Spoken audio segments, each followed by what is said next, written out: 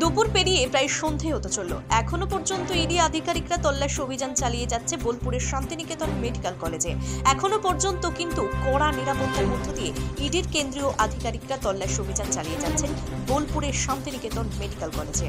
মূলত ওই কলেজে এনআরআই কোটায় দুর্নীতির অভিযোগ পেয়ে এই তল্লাশি অভিযান চালাচ্ছে আধিকারিকরা।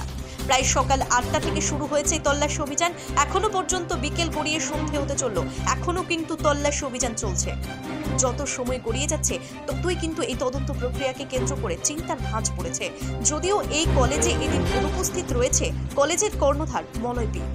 তিনি এদিন এই কলেজে উপস্থিত না থাকলেও দুপুর নাগাদ তিনি সমাজ মাধ্যমে ভয়েস রেকর্ডিং করে তিনি বার্তা দিয়েছেন যে এই শান্তিনিকেতন মেডিকেল কলেজে কোনো দুর্নীতি হয়নি, এমনটাই দাবি কলেজ কর্ণধারের।